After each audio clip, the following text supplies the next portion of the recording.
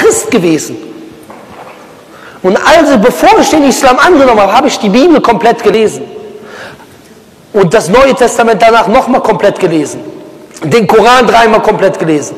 Über Hinduismus, Buddhismus, Taoismus und so weiter, Konfuzianismus gelesen. Und ich habe mich damit beschäftigt, nach der Wahrheit gesucht. Und ich habe Bücher gelesen von Juden, die die Trinität verwerfen. Ich habe Bücher gelesen von Muslimen, die die Trinität verwerfen. Und ich habe Bücher gelesen von Leuten, die weder Muslim noch Christ sind, die die Trinität, und Trinität bedeutet das Konzept, der Vater ist Gott, der Sohn ist Gott, der Heilige Geist ist Gott. Und alle drei zusammen sind nur ein Gott. Das christliche Konzept. Hier, die das verwerfen. Und ich habe diese Informationen aufgenommen. Meine Aufgabe ist es heute, in kurzer Zeit diese Meter- oder Meileninformation zu komprimieren in einem Vortrag, sodass jeder Laie, der hier sitzt, rausgehen kann und hat etwas mitgenommen und verstanden. Das ist das Ziel. Und möge der allmächtige Gott uns die Wahrheit zeigen. Es gibt drei Herangehensweisen. Es gibt einmal die historische Herangehensweise, es gibt die philosophische Herangehensweise und es gibt die Herangehensweise, dass man die Textstellen untersucht, die herangeführt werden, um zu sagen, dass Jesus Gott sei, laut Bibel.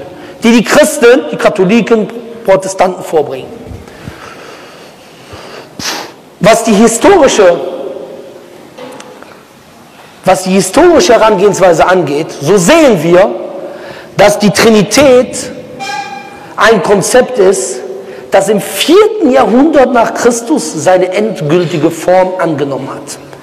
Auf dem Nizäischen Konzil im Jahre 325 nach Christus wurde beschlossen, unter Druck von Kaiser Konstantin, dass Jesus Gott ist. Und was viele nicht wissen, ist, dass es zur damaligen Zeit zwei große Strömungen innerhalb der Kirche gab. Es gab einmal die athanasianische Strömung vom Bischof Athanasius und einmal die von Arius. Und erst im 6. Jahrhundert hat sich praktisch endgültig diese athanasianische Schiene richtig durchgesetzt. Unter dem Einfluss von Kaisern, Heiden, der Römer. So seht ihr zum Beispiel heute, dass der Feiertag der Christen, der wöchentliche Feiertag, der Tag des Gottesdienstes, welcher Tag ist? Der Sonntag. Warum? Eigentlich bei den Juden ist es der Samstag. Warum wurde der Sonntag gewählt? Der Name Sonntag geht zurück auf die Anbetung des Sonnengottes. Der bei den Römern wurde an diesem Tag der Sonnengott angebetet. Deswegen haben wir auf Englisch Sunday und auf Deutsch Sonntag. Sunday, der Tag der Sonne. Weihnachten, eines der größten christlichen Feste, geht zurück auf einen heidnischen Brauch. Jesus ist nicht im Winter geboren. Das heißt, hieran sieht man historisch, wie der Gesellschaft dieses System übergestülpt wurde. Und es gab große Kontroversen. Zunächst 325 nach Christus kam Jesus ins Spiel, als Gott, danach der Heilige Geist noch dazu und so weiter. Das ist historisch. Wir sagen als Frage, und die historische Herangehensweise ist für mich nicht die endgültige Herangehensweise, sondern mir geht es hauptsächlich um die Textstellen. Ich will das nur kurz erwähnen. Wie kann es sein, wenn Gott sich offenbart in einem Buch, dass das Grundkonzept nicht eine Kleinigkeit, nicht etwas, was weniger wichtig ist, sondern dass das Grundkonzept solche Kontroversen aufgeworfen hat? Das ist eine Frage, aber für mich ist das nicht das endgültige Wort. Vielleicht sagt irgendein Christ, ja okay, es gab halt diese Meinungsverschiedenheiten, aber es sollte zumindest ein unterstützender Beweis sein. Die nächste Herangehensweise ist die philosophische Herangehensweise. Und ich habe ein Buch gelesen, das heißt Izarul Haq von Rahmatullah Kairanvi aus Indien. Das ist ein muslimischer Gelehrter, der zur damaligen Zeit, nachdem die Christen Indien kolonisiert haben und wollten dort die Menschen zum Christentum rufen, zu diesem Zeitpunkt hat er Auseinandersetzungen gehabt mit den Missionaren und hat mit ihnen diskutiert. Und er hat sie besiegt. Und er ist übrigens der Vorreiter von Ahmedidat. Wer kennt die Ahmedidat? Kennen sehr viele. Er ist sozusagen der Lehrer von Ahmedidat, weil Ahmedidat hat seine Bücher gelesen. Und ich habe das gelesen und ich habe gesehen, dass er mit sehr vielen philosophischen Argumenten kam. Und ich muss ganz ehrlich sagen, meiner Meinung nach finde ich diese Argumente nicht so stark. Zum Beispiel das Argument, 1 plus 1 plus 1 sind 3 und niemals 1. Wie kann der Vater Gott sein, der Sohn kann Gott sein, der Heilige Geist kann Gott sein und alle drei zusammen sind ein Gott? Wie geht das? Natürlich, aber damit wird man vielleicht jemand, der die Trinität aufgesaugt hat, nicht überzeugen können.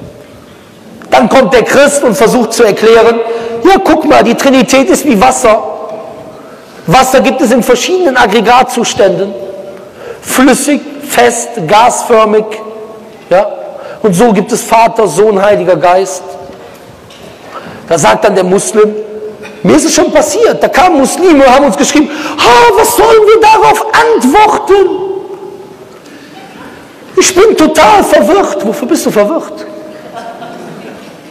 Erstmal ist Gott kein Wasser, Punkt 1. Das ist schon mal klar, nichts ist im Gleichen. Punkt 1. Zweitens, was hat er hier bewiesen? Denn wir müssen bei jeder Herangehensweise präzise sein. Präzise sein. Hat er hier bewiesen, dass Jesus Gott ist? Nein. Er hat hier nur bewiesen, dass er die Trinität erklären kann mit einem Beispiel. Es gibt einen Unterschied zwischen Erklärung und Beweis. Ich kann zum Beispiel erklären, wie ein Räuber einen Panzerschrank knackt. Das heißt aber nicht, dass ich damit bewiesen habe, dass XY diesen Panzerschrank geknackt hat. Das sind zwei unterschiedliche Sachen, wo sich einige Leute verwirren lassen. Das heißt, selbst wenn du mit tausenden Beispielen kommst, dass die Trinität möglich sein könnte, was wir klar sagen, dass es der Logik vollkommen widerspricht, das nur nebenbei, selbst wenn er das könnte, ist es kein Beweis dafür. Deswegen für mich, diese Herangehensweise schließe ich sowieso von vornherein aus. Aber wir sagen dann, da kommt der Muslim und sagt, okay, kein Problem. Du sagst, die Trinität ist wie Wasser, ja, Vater, Sohn, Heiliger Geist, Aggregatzustand, flüssig, fest, gasförmig. Ja? Dann sagen wir, okay, der Komponent von Wasser, Eis und Wasserdampf ist immer H2O, ja? H2O, Wasserstoff, Sauerstoff. Aber in der Trinität sagt die Bibel, dass Gott und der Heilige Geist Geister sind. Und Jesus ist laut Lukas 20 Fleisch und Knochen. Also hat sich der Komponent geändert, haben wir nicht mehr H2O. Wie in der Dings hatten wir H2O, hier hat sich der Komponent geändert, beispielsweise. Aber das meine ich nur, es sind für mich leere Diskussionen. Worauf es, einen Moment bitte, worauf es wirklich ankommt, sind handfeste Beweise.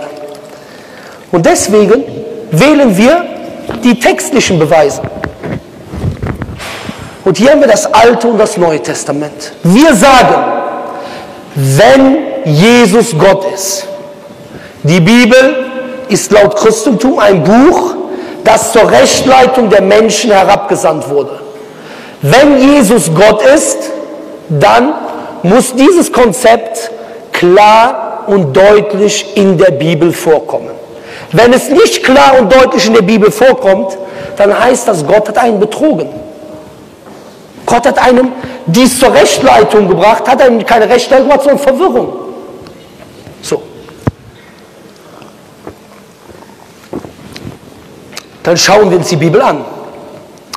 Im Alten Testament, laut Juden, laut Enzyklopädie Britannica, laut Enzyklopädie Americana, gibt es keinen einzigen eindeutigen Hinweis darauf, dass Gott aus 3 Personen bestünde, geschweige denn aus einem Vater, aus einem Sohn, aus einem Heiligen Geist, geschweige denn, dass der Sohn Jesus heißt und selber Gott ist. Keinen einzigen Hinweis. Wenn das so ist Und das Alte Testament, das erste Buch des Alten Testamentes, beginnt 1500 Jahre vor Christi. 1500 Jahre vor Christi. Das hieße, dass Gott sich 1500 Jahre offenbart hat und kein einziges Mal erwähnt hat, was sein wahres Wesen ist. Wie kann es sein, dass Gott dieses Buch zur Rechtsleitung herabsandt und keinmal erwähnt, dass er Gott ist, 1500 Jahre, wobei doch dieses Konzept notwendig sein soll, um ins Paradies zu kommen? Wie kann das sein? Die Antwort ist, das kann nicht sein.